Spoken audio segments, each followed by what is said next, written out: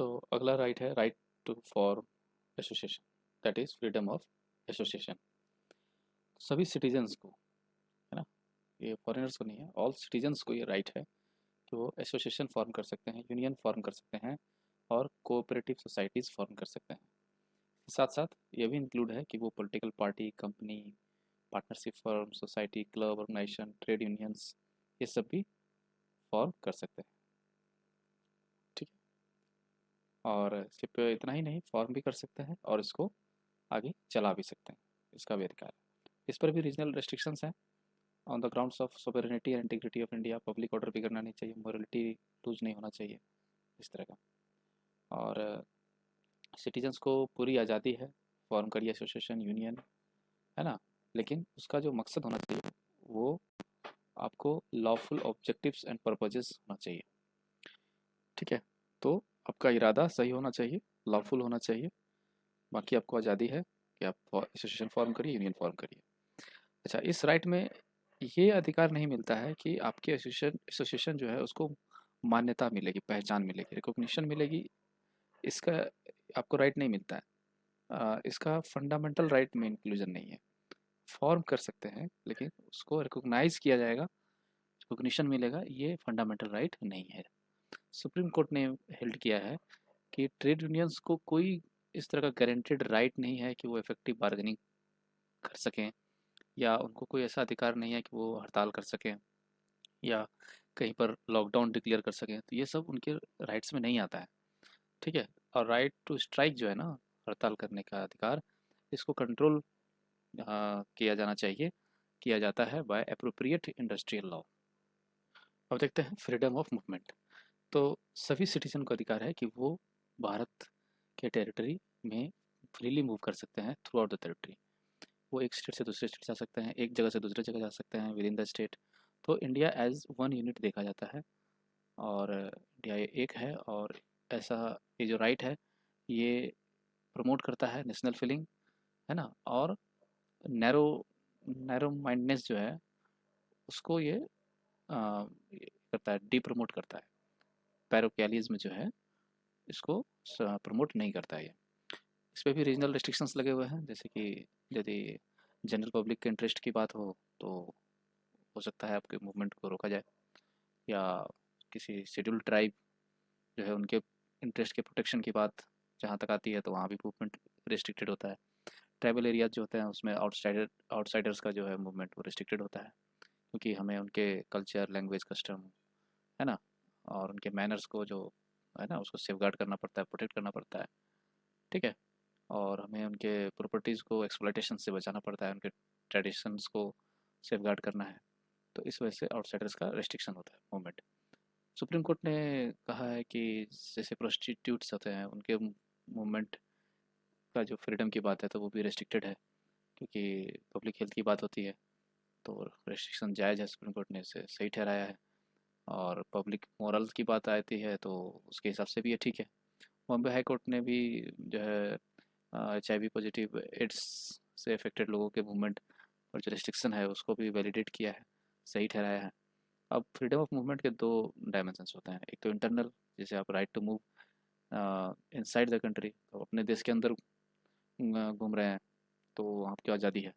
दूसरा external dimension है, right to move out of the country, और फिर कंट्री से बाहर जा सकते हैं, फिर बाहर से आप कंट्री आ सकते हैं, ये हो गया एक्सटर्नल डायमेंशन। लेकिन आर्टिकल 19 सिर्फ हमारा फर्स्ट डायमेंशन को प्रोटेक्ट करता है, दैट इज़ इंटरनल मूवमेंट, है, movement inside the country. Outside का जो डायमेंशन है वो उसको डील करता है article 21 under right to life and personal liberty.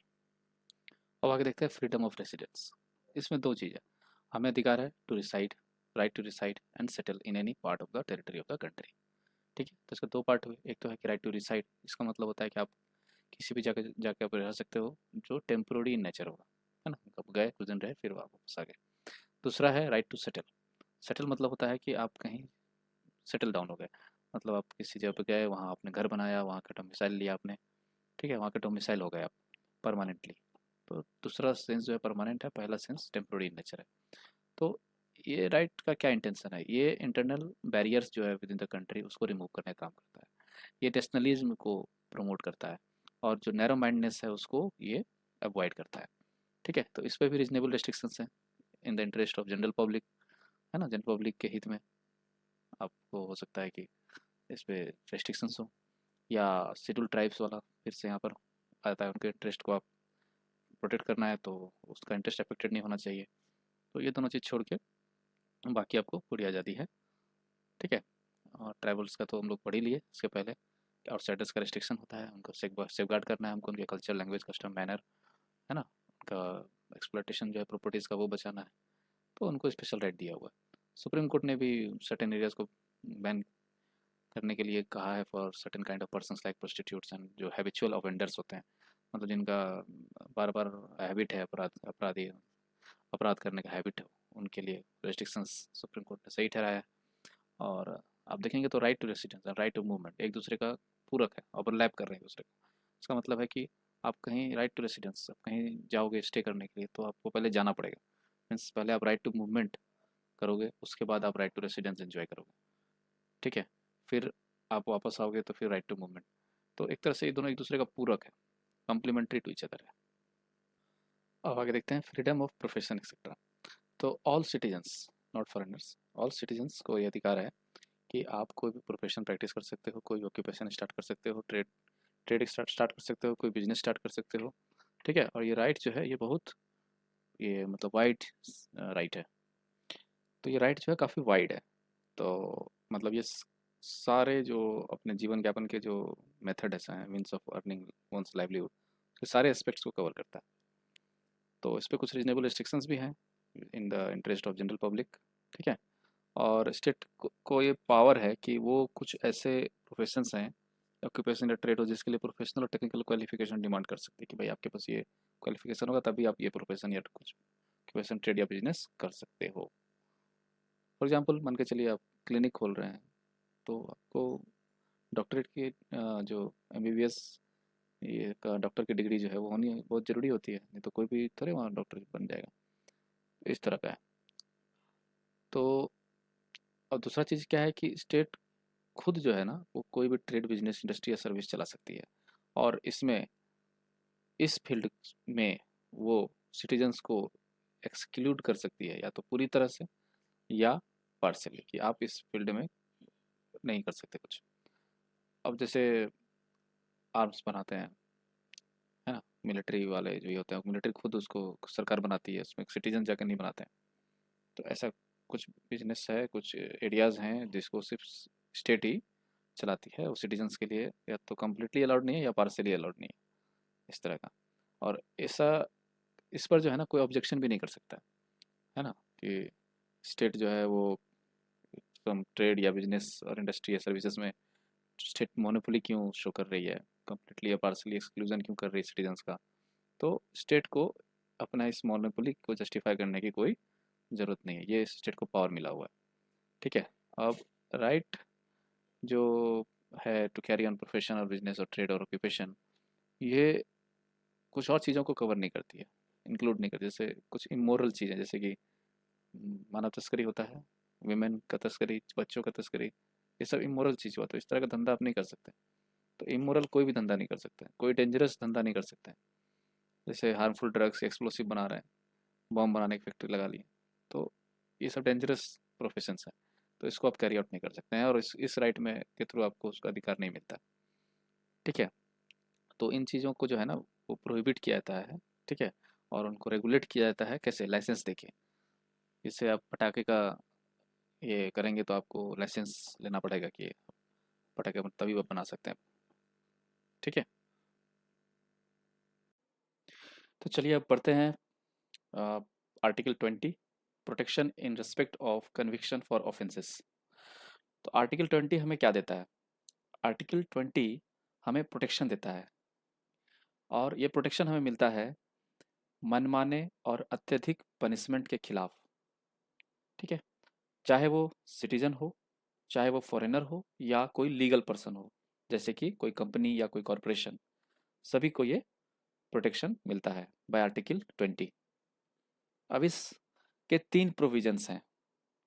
पहला है no ex post facto law, दूसरा है नो डबल जियोपार्डी, और तीसरा है नो सेल्फ इंक्रिमिनेशन। तो पहला देखते हैं, no ex post facto law. ये क्या कहता है? ये कहता है कि no person shall be convicted of any offence except for violation of a law in force at the time of commission of the act। मतलब है कि यदि आप कोई ऑफेंस करते हैं और आज करते हैं, तो आपको जो सजा मिलेगी वो कानून के उल्लंघन के लिए मिलेगी, और वे कानून जो आज के डेट में लागू है उन्हीं के अंतर्गत आपको ये सजा मिलेगी। कल कोई कानून आता है तो उस वो कानून आप पे लागू नहीं होगा, क्योंकि आपने जुर्म पहले किया है, कानून बाद में आया। तो बाद में आने वाले कानून आप पर लागू नहीं होंगे। आपको जो सजा मिलेगी वो, या आपको जो कन्विक्ट किया जाएगा वो आज के डेट के कानून के हिसाब से ही आपको कन्विक्शन मिलेगा। दूसरा क्या कहता है? दूसरा कहता है कि अब सजा क्या होगी, पेनल्टी क्या होगी। तो सेम उसी तरह से आपको जो भी सजा मिलेगी, जो भी पेनल्टी इम्पोज होगा, वो भी आज के डेट तक जो जितने कानून फोर्स में है, जो लागू हैं, उसके अंतर्गत ही आपको पेनल्टी देना पड़ेगा, या आपको कन्विक्ट किया जाएगा, जो भी सजा आपको दी जाएगी। तो ये कहता है, ठीक है, कोई फ्यूचर लॉ के हिसाब से आपको कन्विक्ट या पेनल्टाइज नहीं किया जाएगा। दूसरा है नो डबल जियोपार्डी। इसका मतलब है कि कोई पर्सन है, उसको उसका प्रोसिक्यूशन और पनिशमेंट एक ही ऑफेंस के लिए, सेम ऑफेंस के लिए एक से ज़्यादा बार नहीं किया जाएगा। ठीक है, no person shall be prosecuted and punished for the same offence more than once. एक ऑफेंस, एक बार सजा, प्रोसिक्यूशन। ठीक है। तीसरा है नो सेल्फ इंक्रिमिनेशन। इसका मतलब है कि कोई भी व्यक्ति जिसके ऊपर कोई आरोप है किसी अपराध का, है ना, तो उसको हम कॉम्पेल नहीं कर सकते हैं कि भाई तुम अपने खिलाफ खुद गवाही दो। No person accused of any offence shall be compelled to be a witness against himself. तो कोई भी व्यक्ति अपने खिलाफ खुद विटनेस नहीं बन सकता है। तो ये भी एक तरह का प्रोटेक्शन है। हो सकता है कभी आपको जोर जबरन आपको मजबूर कर दे कोई कि भाई तुम मान लो कि हमने ये किया है, जिसके ऊपर आरोप है, तो ये गवाही जो है उनके किसी काम नहीं आएगी। अब आगे देखते हैं। अब एक्स पोस्ट फैक्टो लॉ होता क्या है? हमें तो प्रोटेक्शन है इससे, no ex post facto law. तो एक्स पोस्ट फैक्टो लॉ मतलब हुआ कि आज कोई कानून बना तो इसका प्रभाव पहले के एक्ट्स जो पहले हो चुके हैं, है ना, पास्ट के एक्ट्स पर भी पड़ता है। तो ये है एक्स पोस्ट फैक्टो लॉ, जो हमारे आर्टिकल 20 के द्वारा इसके अगेंस्ट प्रोटेक्शन है। ठीक है। तो इससे होता क्या है कि आज कानून बना तो पहले जो अपराध कर चुके हैं उन पर भी ये लागू हो जाएगा।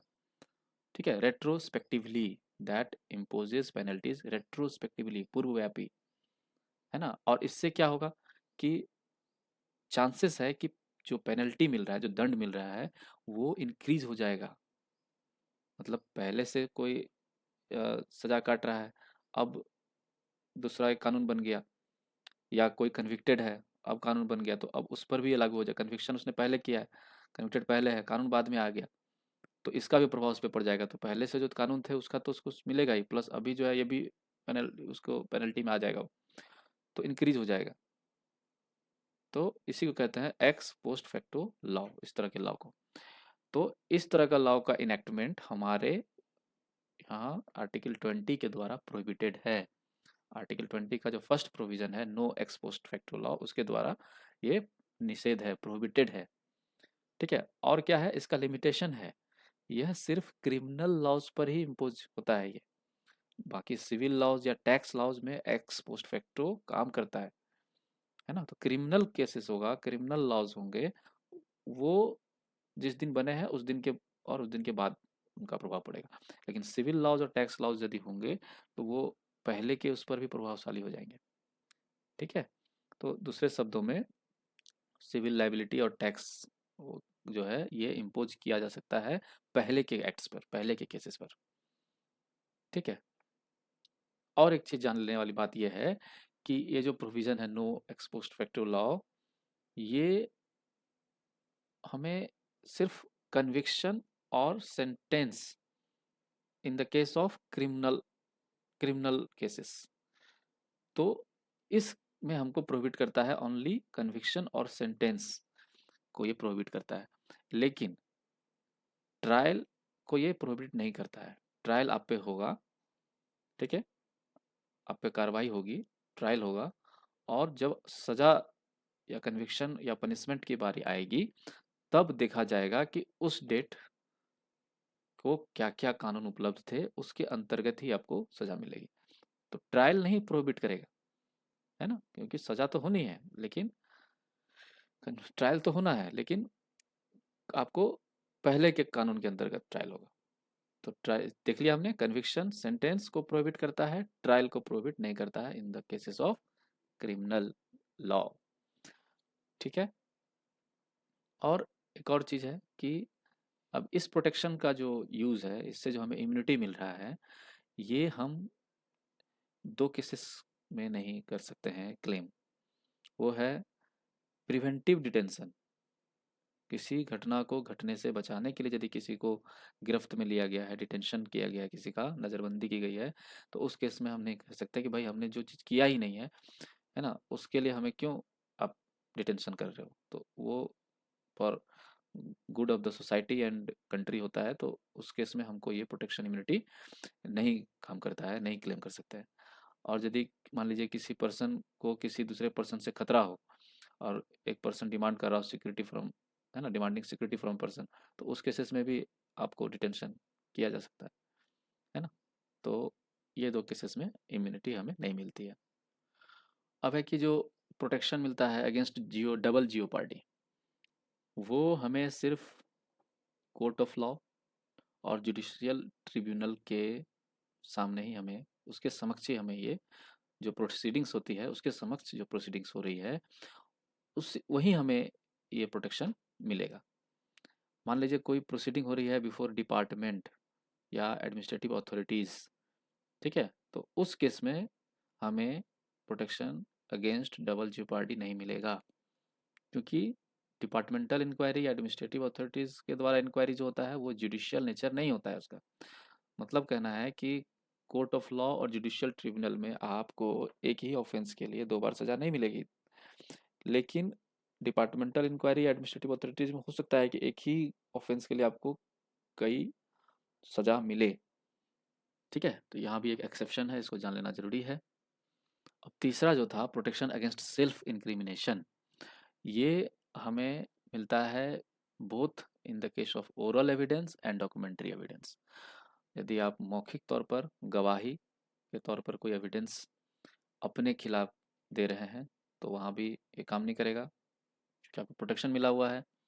ठीक है, you can not be a witness against your self. And दूसरा है डॉक्यूमेंट्री एविडेंस, कोई आप अपने खिलाफ कोई डॉक्यूमेंट नहीं पेश कर सकते हैं। लेकिन अब यहाँ पर कुछ आपके दिमाग में आ रहा होगा कि भाई कुछ एक्सेप्शंस भी होने चाहिए, जैसे कि कभी कभी कंपलसरी हो जाता है कि कोई मटेरियल ऑब्जेक्ट हमें प्रोड्यूस करना है बिफोर द कोर्ट और जुडिशियल ट्रिब्यूनल, तो वो कंपलसरी है, वहाँ पर ये काम नहीं करेगा।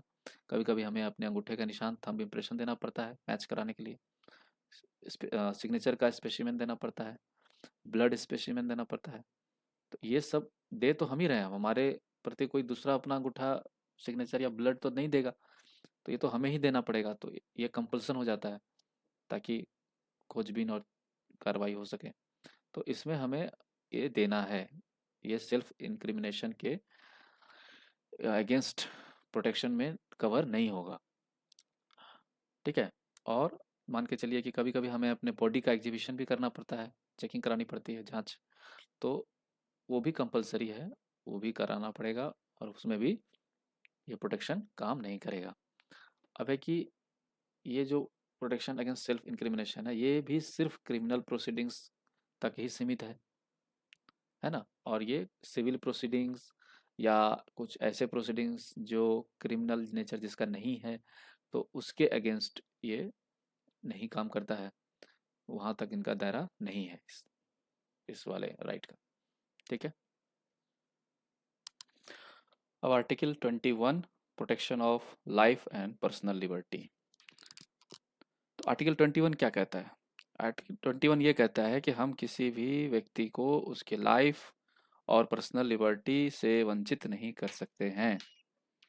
ठीक है। No person shall be deprived of his life और पर्सनल लिबर्टी, सिवाय एक्सेप्ट कानून में दिए गए प्रावधानों के अनुसार, हम उनको उन्हीं के अनुसार उनको हम लाइफ और पर्सनल लिबर्टी डिप्राइव की जा सकती है। नहीं तो इसके अलावा और किसी भी केस या किसी भी माध्यम से हम उनकी आज़ादी और जीवन दोनों से उनको वंचित नहीं कर सकते हैं। तो ये चीज़ है, तो कानून के द्वारा हो सकता है और गैर कानूनी तरीके से नहीं हो सकता है। ठीक। तो ये सिटीजन्स एंड नॉन सिटीजन्स दोनों को मिला हुआ है। ठीक है। और नॉन सिटीजन्स कहा गया है कि कोई आतंकवादी भी यदि गिरफ्तार होता है ना, तो उसको भी हम लोग उसको भी हम लोग जो कानूनी जो तरीका है उसके थ्रू ही उसको पनिशमेंट मिलता है,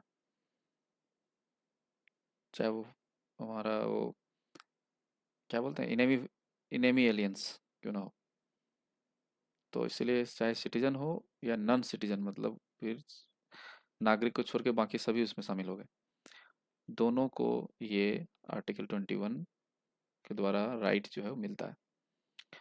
अब एक गोपालन केस 1950, ये फेमस केस है, इसमें सुप्रीम कोर्ट ने ना एक नैरो इंटरप्रिटेशन दिया आर्टिकल 21 का। उन्होंने कहा कि जो प्रोटेक्शन है अंडर आर्टिकल 21, ये सिर्फ जो एग्जीक्यूटिव का जो आर्बिट्रेरी एक्शन है उसके खिलाफ ही ये अवेलेबल है, और ये जो आर्बिट्रेरी लेगिस्लेटिव एक्शन होगा, है ना, तो उसके खिलाफ ये अवेलेबल नहीं है। इसका मतलब ये है कि स्टेट जो है वो डिप्राइव कर सकता है, वंचित कर सकता है जो अधिकार है, right to life and personal liberty of a person, वो भी कानून के आधार पर, कानून के आधार से। ठीक है। ऐसा क्यों कहा गया है? क्योंकि आर्टिकल 21 में क्या लिखा हुआ है? प्रोसीजर स्टेब्लिश्ड बाय लॉ, उसके द्वारा आप डिप्राइव कर सकते हैं right to life and personal liberty. ठीक है। तो ये थोड़ा सा डिफरेंट है, एज पर जो अमेरिकन कॉन्स्टिट्यूशन है उसमें है ड्यू प्रोसेस ऑफ लॉ, तो उससे ये अंतर है, हमारा है प्रोसीजर स्टेब्लिश्ड बाय लॉ। ठीक है। अब है कि जो अ, कानून का जो वैलिडिटी है, वैलिड है कि नहीं है, इसका इसके रिगार्डिंग जो क्वेश्चंस है ना, जो प्रोसीजर के रिगार्डिंग क्वेश्चंस हैं, वो क्वेश्चंस नहीं किया जा सकता है, मतलब procedure can not be questioned, कि जो कानून है उसका जो आधार है वो अनरीजनेबल है, अनफेयर है, अनजस्ट है, इस तरह के questions can not be put up for the procedure established by law. ये था। ठीक है। अब दूसरा है कि सुप्रीम कोर्ट ने कहा है कि पर्सनल लिबर्टी जो है वो सिर्फ उस पर्सन या मान के चलिए उसके बॉडी से रिलेटेड नहीं है ना, ये भी उसने कहा है। तो ये था narrow interpretation of article 21 in famous गोपालन केस 1950। अब सुप्रीम कोर्ट ने मेनका केस 1978 में अपने ही जजमेंट को ओवर रूल किया जो उन्होंने गोपालन केस में दिया था, और अब उन्होंने एक वाइडर इंटरप्रिटेशन दिया, थोड़ा बृहद विस्तृत, ऑफ आर्टिकल 21, और उसमें इन्होंने कहा कि right to life and personal liberty of a person, उसको डिप्राइव किया जा सकता है बाय लॉ, प्रोवाइडेड, मतलब यदि जो प्रोसीजर अपनाया गया है प्रिस्क्राइब्ड बाय द लॉ वो रीजनेबल हो, फेयर हो और जस्ट हो। इसका मतलब पहले तो कहा था कि जो प्रोसीजर है उसको हम क्वेश्चन नहीं कर सकते हैं कि वो अनरीजनेबल है, अनफेयर है, अनजस्ट है। अब कह रहे हैं सुप्रीम कोर्ट कि आप कर तो सकते हैं लेकिन आपको ये ध्यान रखना पड़ेगा कि जो प्रोसीजर आपने लॉ के द्वारा प्रिस्क्राइब किया है वो ये होना चाहिए, रीजनेबल होना चाहिए, फेयर और जस्ट होना चाहिए। ठीक है, तो अब मान के चलिए कि हमने इंट्रोड्यूस कर दिया इसमें थोड़ा सा अमेरिकन कॉन्स्टिट्यूशन का जो ड्यू प्रोसेस ऑफ लॉ है उसको इंट्रोड्यूस किया सुप्रीम कोर्ट ने। ठीक है, और जो प्रोटेक्शन मिला हुआ है आर्टिकल 21 में, जैसे कि पहले कहा गया था कि only against the arbitrary executive action but not arbitrary legislative action. तो इस बार उन्होंने ओवर रूल किया इस जजमेंट को और कहा कि नहीं नहीं, दोनों के अगेंस्ट है, arbitrary executive action and arbitrary legislative action दोनों के अगेंस्ट प्रोटेक्शन मिलेगा। ठीक है, और right to life and personal liberty, तो राइट टू लाइफ जो है उसको उन्होंने कहा है कि ये सिर्फ ये नहीं है कि हम जो व्यक्ति है या जो एनिमल है वो सिर्फ एग्जिस्ट कर रहा है या सरवाइव कर रहा है, जिंदा है, जीवित है, इतना ही उसका मतलब नहीं है कि उसकी उसकी लाइफ बची हुई है। ठीक है, बल्कि इसका एक बहुत ही बड़ा दायरा है और इसका बहुत ही अ, मतलब बड़ा मीनिंग है इसका। जैसे कि उन्होंने बताया कि इसका संदर्भ, राइट टू लाइफ का संदर्भ ह्यूमन डिग्निटी से भी है। ठीक है, ह्यूमन डिग्निटी बची रहनी चाहिए और लाइफ के वो सारे एस्पेक्ट्स जो किसी व्यक्ति के लाइफ को मीनिंगफुल बनाते हैं, उसके लाइफ को कंप्लीट बनाते हैं, उसके लाइफ के लिए वो बहुत ज़रूरी है, वर्थ लिविंग है, जीने के लिए ज़रूरी हो, वो सारे चीज़ जीवन के अधिकार और उसके अंतर्गत आ जाता है। ठीक है, और पर्सनल लिबर्टी जो है ना उसका भी जो एम्पलीट्यूड है वो वाइडेस्ट है, उसका भी बहुत बड़ा मीनिंग है और ये बहुत सारे राइट्स को कवर करता है ना, it covers A variety of rights, और ये सब मिलकर जो है बनाता है, ये सब आता है पर्सनल लिबर्टीज के अंदर।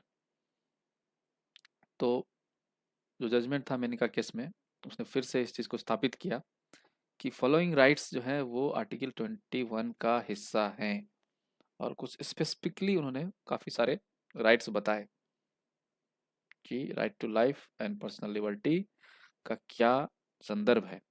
तो अब देखिए, जैसे right to live with human dignity, ठीक है, डिग्निटी के साथ रहना है, decent environment, pollution free water and air, और हेजार्डस इंडस्ट्रीज के अगेंस्ट आपको प्रोटेक्शन है।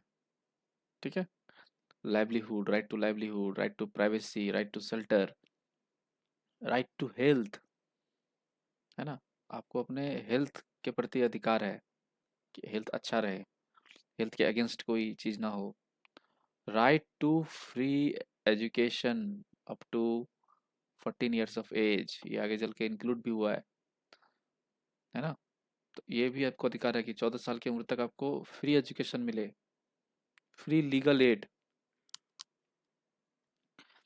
राइट अगेंस्ट सॉलिटरी कन्फाइनमेंट, कभी कभी ऐसा होता था कि एकांत में, जैसे कि वो काला पानी की सजा, अंदमान निकोबार में जाकर कहीं जेल में जाके बंद कर दिया, कन्फाइंड कर दिया, या ऐसे जगह कन्फाइन कर दिया जो अकेला आपको एकांत में कन्फाइन किया गया है, तो उसके अगेंस्ट भी आपको राइट है। Right to speedy trial, right against handcuffing, हथकड़ी लगाना, उसके अगेंस्ट राइट है आपको। यदि आप ये कहते हैं कि भाई मैं नहीं भागूंगा या I will cooperate in the investigation, तो वो आपको हथकड़ी नहीं लगाएंगे। ऐसे भी नहीं लगाएंगे। यदि आप भागते हैं, भागने का प्रयास करते हैं, या आप बहुत मतलब डेंजरस अपराधी हैं, है ना, तो उस केस में ही उनको लगाया जाता है, पकड़ा जाता है। आजकल तो हाथ पकड़ के भी काम चल जाता है। Right against inhuman treatment, right against delayed execution, ये तो राइट है हमको अगेंस्ट, लेकिन ये तो आम बात है, होता ही है execution delayed. Right to travel abroad, जा सकते हैं बाहर। राइट अगेंस्ट बॉन्डेड लेबर, बंधुआ मजदूरी। राइट अगेंस्ट कस्टोडियल हरासमेंट, आपको कस्टडी में लिया गया तो वहाँ आपको हरासमेंट आपके साथ नहीं हो सकता है। इमरजेंसी हो तो आपको मेडिकल एड का अधिकार है। और गवर्नमेंट हॉस्पिटल्स में आपको टाइमली मेडिकल ट्रीटमेंट का अधिकार है। देखिए ये सब चीज़ें हैं, लेकिन ये है तो कहा गया है, लेकिन इसका पालन करना, एग्जीक्यूट करना वो एग्जीक्यूटिव बॉडी का काम है। Right not to be driven out of state, आपको कोई स्टेट से निकाल नहीं सकता है, देश निकाला, राज्य निकाला, ये सब नहीं हो सकता। फेयर ट्रायल का आपको अधिकार है। प्रिजनर का भी है, right of prisoner to have necessities of life, जीवन जीने के लिए, जो डे टू डे लाइफ के लिए जो इम्पोर्टेंट नेसेसरी चीज़ें हैं, आवश्यकता है, वो भी मिलता है। राइट ऑफ प्रिजनर, वीमेन को राइट है कि उनको उनकी ट्रीटमेंट हो with decency and dignity. Public hanging नहीं कर सकते हैं, जो भी फांसी की सज़ा होती है वो बंद कोठरी में होती है। अब ये नहीं सुना वो बोला जा सकता कि भाई इनको पब्लिक के सामने हैंग किया जाए, ये भी अगेंस्ट है। पहले होता था ऐसा, अब नहीं होता। ये ह्यूमन डिग्निटी को ठेस पहुंचाता है, इसलिए रेपुटेशन आपका अच्छा रहे, ये आपका अधिकार है, कोई आपके रेपुटेशन को नुकसान नहीं कर सकता। राइट ऑफ अपील, अपील का अधिकार है कि आपको यहाँ पे आपको, आप नहीं संतुष्ट हैं जजमेंट से, तो आप हायर कोर्ट में अपील कर सकते हैं। राइट है आपको सोशल सिक्योरिटी और प्रोटेक्शन ऑफ द फैमिली का, ठीक है, आपको सोशल इकोनॉमिक जस्टिस और एम्पावरमेंट का राइट है। राइट अगेंस्ट बार फिटर्स, आपको पहले वो कड़ी में जकड़ दिया जाता था, पैरों में हाथ मिला के, तो उस वो चीज़ें आजकल नहीं होती हैं, उसके अगेंस्ट राइट है। Right to appropriate life insurance policy, अपने लाइफ को इंश्योर करने के लिए पॉलिसी ले सकते हैं, या आप अपने लाइफ को इंश्योर करने के लिए कोई पॉलिसी सोच सकते हैं। राइट टू स्लीप, सोने का अधिकार है। कभी कभी रात में वो लाउड स्पीकर 10 बजे के बाद जो बंद होता है ना, वो इसी के कारण स्लीप डिस्टर्ब हो जाता है। नॉइज पोल्यूशन भी होता है, ये भी है उसका एक कारण। सिर्फ एयर वाटर नहीं, नॉइज पोल्यूशन से भी आपको फ्रीडम का अधिकार है। और राइट टू इलेक्ट्रिसिटी, अभी गांव गांव में इलेक्ट्रिसिटी पहुंच गई है, उसका ये अधिकार है, इसीलिए। ठीक है, अब देखते हैं article 21A, right to education, शिक्षा का अधिकार। आर्टिकल 21A कहता है कि state shall provide free and compulsory education to all children of the age of 6 to 14 years in such a manner as the state में डिटरमीन। ठीक है, मतलब कि स्टेट प्रोवाइड करेगा free and compulsory education, free होगा और compulsory होगा उन सभी बच्चों के लिए जिनकी उम्र 6 से 14 साल है। और किस तरीके से ये दिया जाएगा वो डिसाइड करेगा स्टेट, कि कैसे दिया जाए, क्या मैनर होगा। ठीक है, तो ये जो प्रोविज़न है ये सिर्फ एलिमेंट्री एजुकेशन को ही फंडामेंटल राइट बनाता है, और जो हायर या प्रोफेशनल एजुकेशन को ये फंडामेंटल राइट नहीं बनाता है। ठीक है, अब इसको जो है 21A, इसको जोड़ा गया बाय कॉन्स्टिट्यूशनल अमेंडमेंट, और वो था 86th constitutional amendment act of 2002। और ये जो अमेंडमेंट था ना, ये इसको एक माइलस्टोन की तरह देखा गया है। इन जो कंट्री का जो हमारा एम है कि सभी को शिक्षा मिले, एजुकेशन टू ऑल, उस क्षेत्र में उस एम को अचीव करने के लिए ये माइलस्टोन है। ठीक है, और गवर्नमेंट ने तो इसको डिस्क्राइब किया है कि ये जो सिटीजन्स के राइट्स का जो चैप्टर है, अध्याय, उसमें ये एक सेकेंड रिवॉल्यूशन की तरह है, और उसका समझिए कि ये सूर्योदय हो रहा है। सेकेंड रिवॉल्यूशन की शुरुआत in the chapter of citizens rights. ठीक है।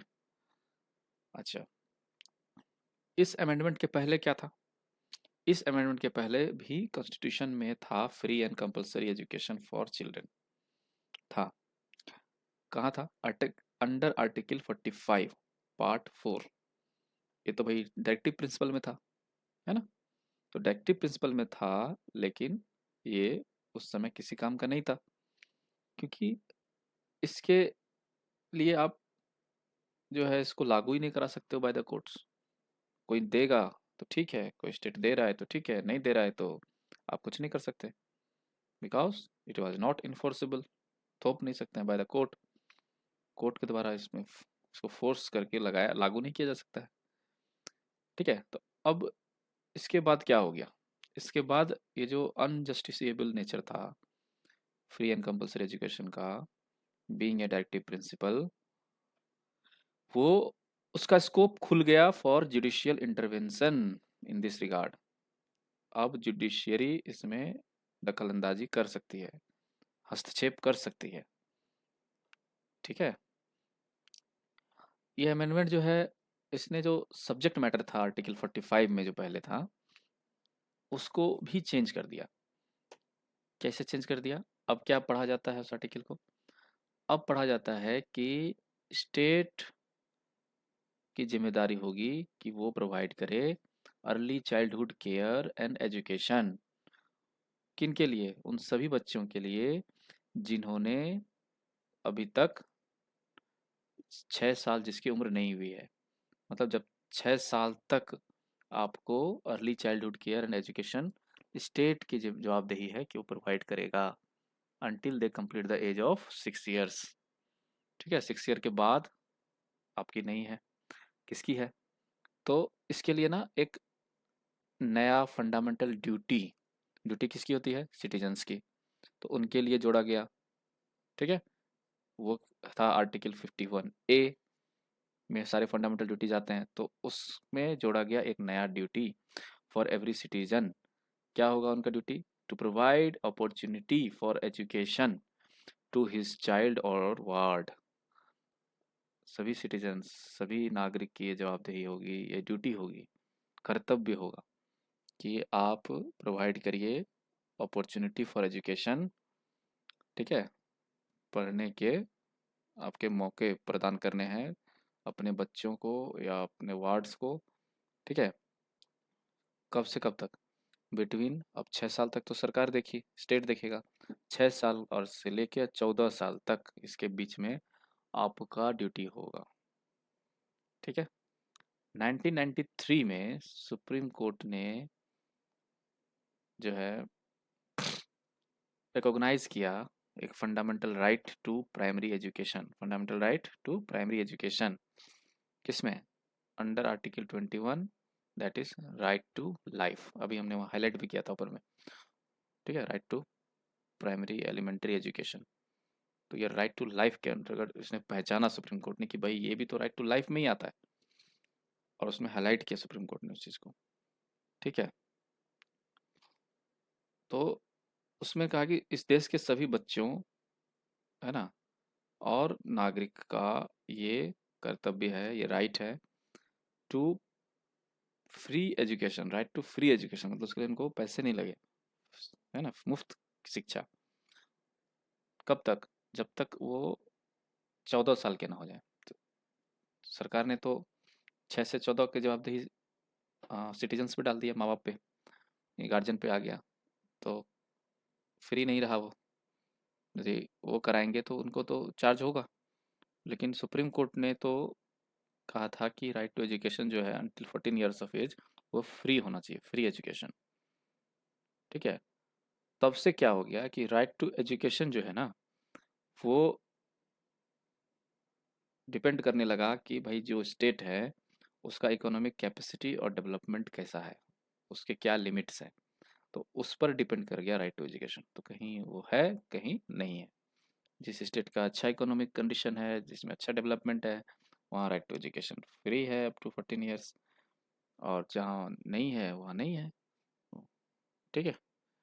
तो कोर्ट ने ओवर रूल किया अपना जजमेंट था 1992 का, और 1992 के में उनका एक और जजमेंट था कि भाई सभी का फंडामेंटल राइट है to education up to any level, मतलब आगे प्रोफेशनल एजुकेशन भी लेना चाहें, लाइक डॉक्टर इंजीनियर भी बनना चाहेंगे तो भी राइट है, अधिकार है। 1992 में कहा था, उसको ओवर रूल करके 1983 में इन्होंने कहा कि नहीं नहीं, जब तक 14 साल तक तो राइट है उनका, और फ्री राइट है, राइट टू फ्री एजुकेशन। ठीक है। तो थोड़ा सा ओवर रूल होकर 14 साल तक सीमित हुआ वो। ठीक है। तो आर्टिकल 21A पार्लियामेंट ने इनेक्ट किया, right of children to free and compulsory education, RTE act 2009। ठीक है।